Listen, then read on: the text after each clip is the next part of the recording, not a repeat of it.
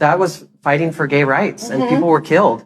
Nobody was killed at Stonewall. Nobody was killed. This is a picture of Derrick Barry posing with some of the winners of a drag contest in 2013, exactly 2 years before she'd go to film season 8. Oh, and Eureka's there too, but this video isn't about her. There's no denying that just like her brows on season 8, her whole career has been such a journey that we've been able to see evolve to the point where she is much more than just a Britney Spears impersonator. Yet the enigma of Derrick Barry is not easily understandable to the average human brain. Therefore, it's time that I pay my respects to a queen that, had she been born, would have definitely participated in the Stonewall riots. But before we start, this video is sponsored by Manta Sleep, who makes the world's best sleep mask and functional accessories. Taking good care of your health is important, so you need to make sure that you're getting the proper rest to keep you energized. If you're someone that has trouble falling asleep or even staying asleep, Manta's here to help you pick the right mask that'll have you feeling well rested whenever you decide to take a break. There's all types of masks available at their store, each with different sets of benefits to help cater to your specific needs, featuring C-shaped eye cups for side sleep comfort, blocking out all sources of light without adding any pressure to your eye. Listen, I'm always moving around, and sometimes it's hard to be able to just zone out and fall asleep. But thanks to the Manta Sleep Mask sound that I've been using for the past couple of weeks, I've been taking a lot more naps just from how easy it is to use the Bluetooth connection to play calming music that gently plays in your ears. In a way, it's kind of therapeutic, because not only are these products made out of really soft materials that feel like soft pillows, but it also helps block out your ears, making you feel so cozy, thus helping you fall asleep a lot faster. To top it off, it has over 20 hours of battery life and is 2 times better than its leading competitors. So take charge of your sleep patterns, feel energized, and be productive by clicking the link in the description and heading over to mantasleep.com to use code GREENGAY for 10% off your order. Now let's begin. It's tough being Derrick Barry. To be a queen that's been in the industry for over 20 years is not easy, especially for someone that works so often in the Las Vegas Strip. And I'm talking way before the RuPaul's Drag Race live show that she's also been a key part of. Derrick's roots within the art of celebrity impersonation dates back all the way to Halloween 2003. That was the first time she ever dressed up as a girl, specifically Britney, with people complimenting her on how much they looked alike. So it makes sense that it would inevitably turn into an obsession, given how much she's always wanted to become a pop star that traveled the world singing music that the gays lived for. Plus, if she needed any more of a sign that this was meant to be, just a couple weeks afterwards, in November 2003, Britney Spears was a guest on The Tonight Show with Jay Leno, and in the audience was none other than Derrick Barry. But best part of all, Jay Leno ended up pointing out that there was a Britney impersonator in the audience. Yes, he was very into himself. Yeah, that's it.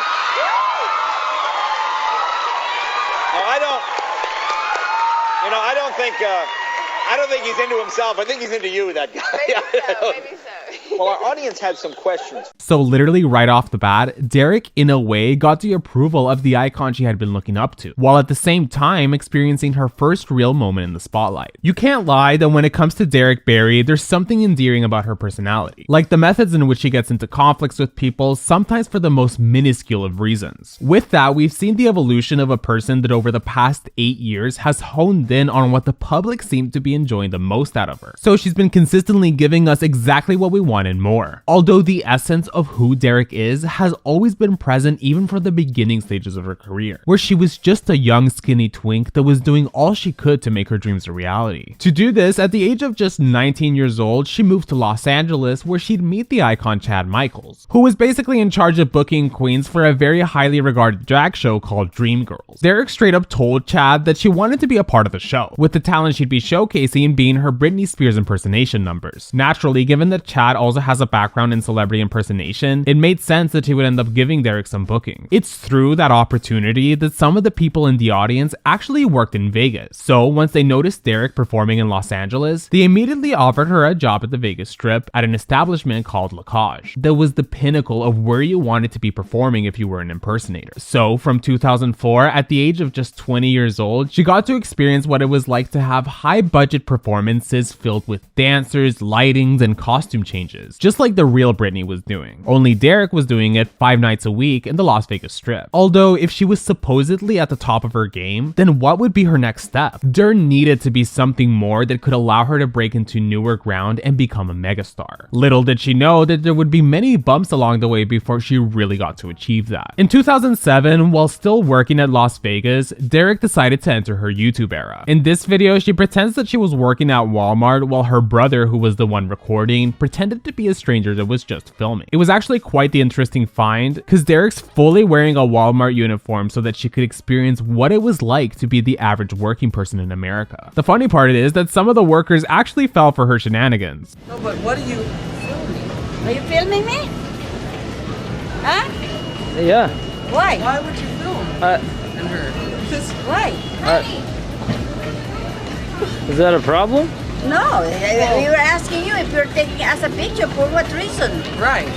Call the security guard. Yeah, is that a camera from our department? All this made me think was, imagine if Derrick, instead of going down the drag route, she instead went through her YouTube prankster route. Nobody would have been safe. That same year in 2007, Derrick was on a small one-off special for ABC, titled The Next Best Thing, which was a series where they went around showcasing random but interesting things. In Derrick's case, they played a game called Which One's the Guy, where 3 girls were pretending to be Britney Spears, but only one of them is secretly a man. Ignoring the obvious problematic implications of this game, considering that the 3 of them were supposed to be emulating Britney Spears, it seems that only these 2 really tried, while this girl, I'm not exactly sure what she was doing. I've mentioned in past videos that Derrick's first rise to stardom was when she competed on America's Got Talent Season 3. Now, given that it's been literally decades since it aired, it was kind of hard to find any good copies of that season. But I did end up finding it and watched through the whole thing, even though it was at 360p, so many of the shots were super blurry. The first couple episodes of America's Got Talent is comprised of the judges going to different cities and having contestants audition with their talent. Derrick's first feature starts at the end of episode 1. At this point, Derrick was just 24 years old, attempting to get on one of the most mainstream shows in the United States at the time. Among the judges panel was Piers Morgan, a huge conservative that gained infamy for being problematic. I say this because when Derrick auditions with her lip sync performance to Britney Spears' Toxic, Piers ends up buzzing the act about halfway through. He makes it very clear that his position was biased, as it came from the fact that he didn't like drag queens in general. On the other hand, Sharon Osbourne and David Hasselhoff end up loving Derrick, which allows her to qualify to compete in the Vegas round, which was the preliminary before they zeroed in on the official cast for the live shows. On season 3 episode 8, we get to the Vegas round, where Derrick is grouped in with all the other celebrity impersonators, so that it's a lot easier for the judges to compare them to each other. During the Vegas round, Derrick felt that her biggest competition was the impersonator of Tina Turner, that not only had the look down to a T, but could also perform the house down boots. Derrick's Vegas round performance was slightly more elevated than her audition, since she was able to get a couple dancers to join her in the performance of Gimme More by Britney Spears. While there was a lot of debate within the judges on who should move forward, Derrick goes from being in the top 60 shortlisted contestants to making it to the official top 40 of the season and moving forward to compete in the first live show. The first quarterfinal took place on season 3 episode 10, where Derrick performed to Baby One More Time by Britney Spears. From the looks of it, it seems that she was given really good stage direction. It just sucks that I can't find an HD version of this that isn't super pixelated. So if you know where I can find a good copy of this, please let me know. After her performance, Piers Morgan was the only one that buzzed the act, followed by him straight up saying, quote, "I don't think grown men should be wearing schoolgirl outfits," even though most of the audience and the other 2 judges seemed to love Derrick. Regardless, by the end of the first quarterfinal, Derrick Barry would end up losing the competition and officially be eliminated. While Derrick didn't make it further on America's Got Talent, she still managed to market herself to a much wider audience. In a sense, it's what she's always wanted. She got to show all of America what she'd be able to bring to your event if you booked her to do one of her Britney numbers. Yet in order to live up to the hype, she was gonna have to keep up with any new thing that the Princess of Pop released. Essentially, if Britney learned a new 1-2 step, best believe that Derrick is already gonna have the whole thing memorized by the time the sun rises. Yeah. Oh, I don't know it. Work! Yeah. Derrick Fierce! Work! I die! This is my dream come true! Oh my god! Shut up. Oh my god! I'm fucking gagged! Brittany!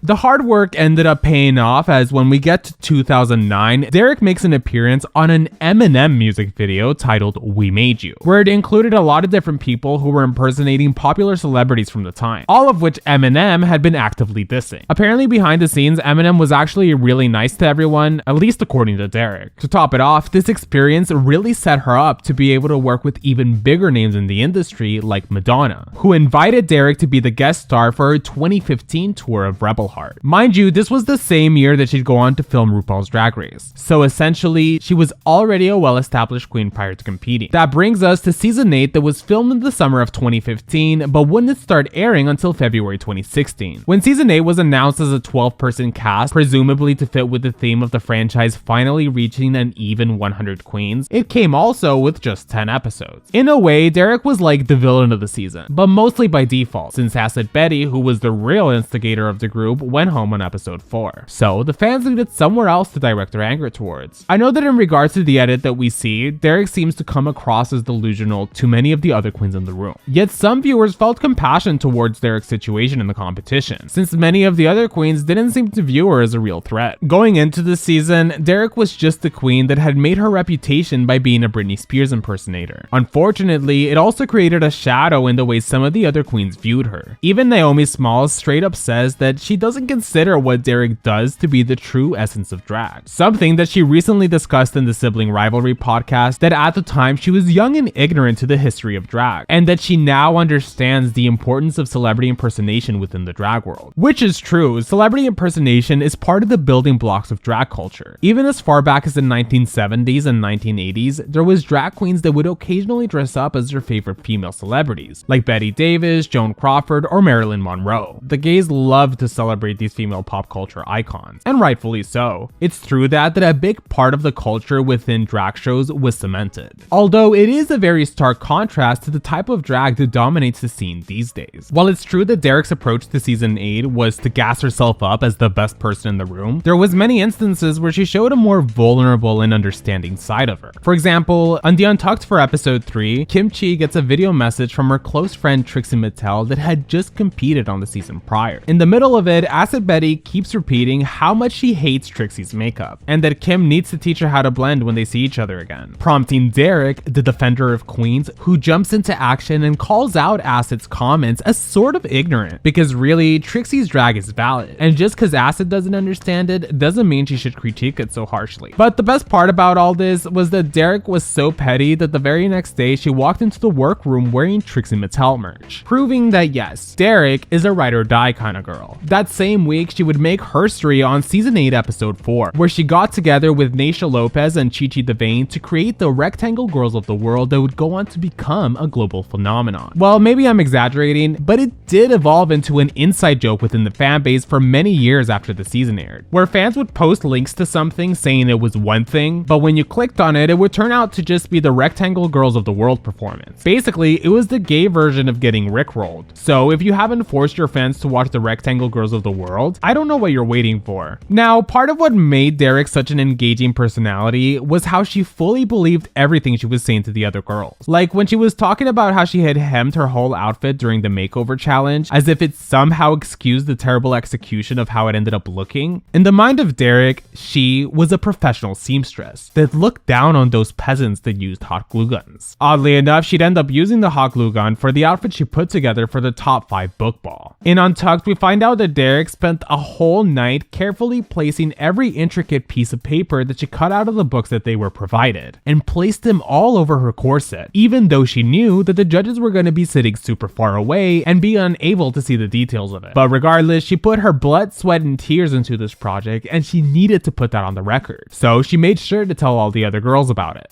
I still stayed up all night. This is the problem, and I wish I would have said it out there. What did you spend all night doing?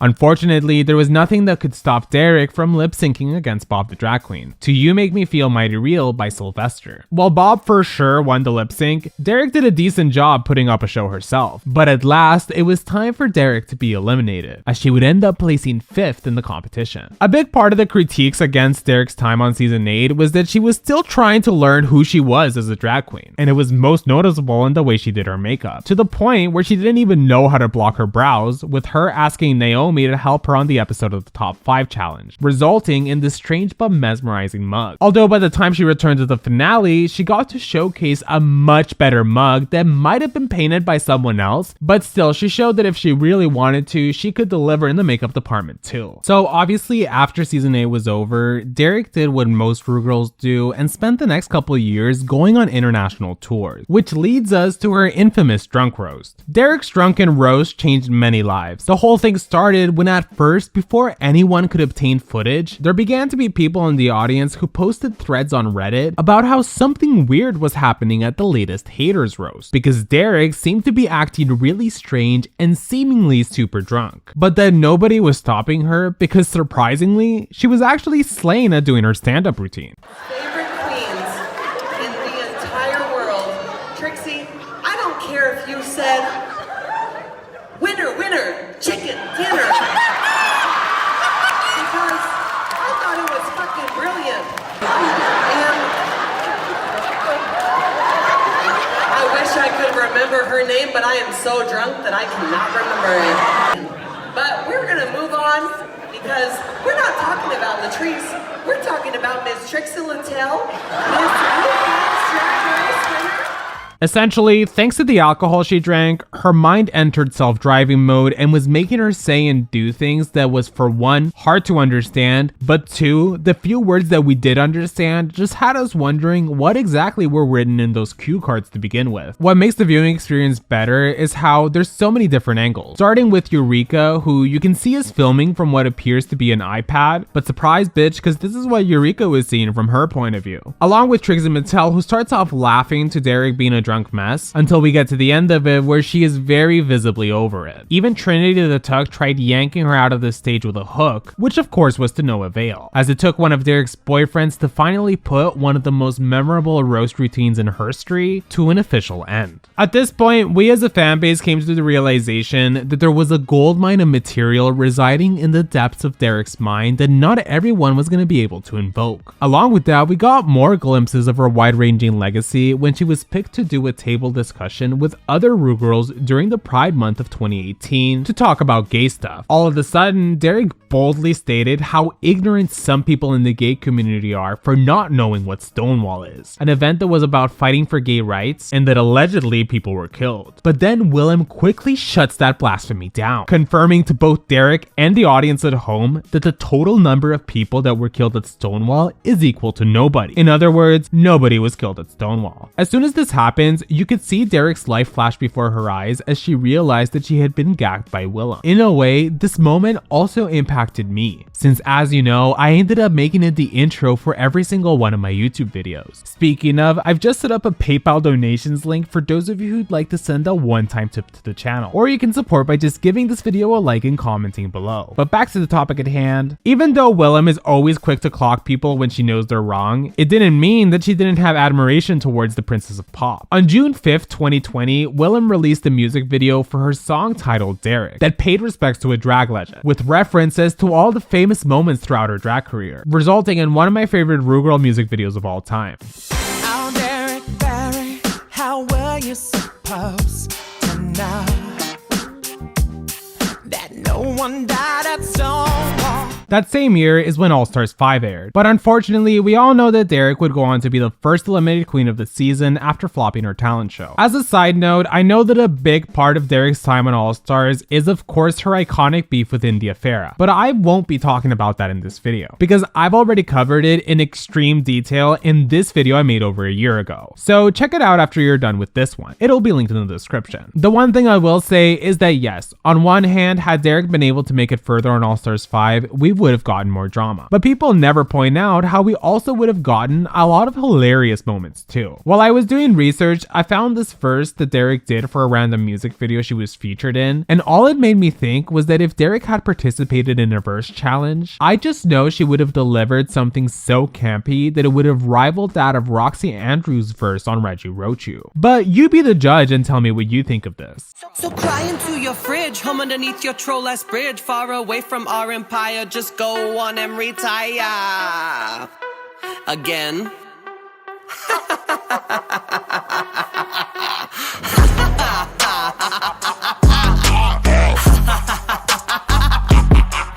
What surprised me the most between Derrick's portrayal on Drag Race versus what we saw through interviews, her own projects, or viral moments was that Derrick is actually a very charming person with so much charisma. Even while I was watching RuPaul's Drag Race Vegas Untucked, which is a new show on WoW Presents Plus where we get to see the queens from the Vegas show interact with each other backstage. In it, Derrick always seems to bring such an air of comedy in the room that either causes playful conflict or the whole room ends up laughing. In the year 2024, Derrick really is a sensation. I mean, when you really think of it, she's one of the queens that's made the most appearances on the franchise. Her first appearance was the season 5 finale where she was shown in the audience next to her 2 boyfriends. Then she was on season 8. Then she appeared on the season 10 premiere episode, followed by her cameo on season 11 episode 2's acting challenge where she was hit by a car. Then there's her short time on All Stars 5. And finally, her hosting the season 16 talent show for both episode 1 and 2. Essentially, Derrick's done it all. But the only thing that she hasn't done is perform a Britney Spears song on the RuPaul's Drag Race main stage. So maybe 10 years down the line, when you're rewatching this video at your old age and eating until you can't eat no more, you'll be able to comment what song it was that Derrick lip-synced to when she won the crown on All Stars season 18. Thanks again to Manta Sleep for sponsoring this video. Make sure to click the link in the description to improve your sleeping habits and use code GREENGAY for 10% off your first order. I want to take a moment to thank my patrons. In the Elite Pink Squad, we have Matthew Burns,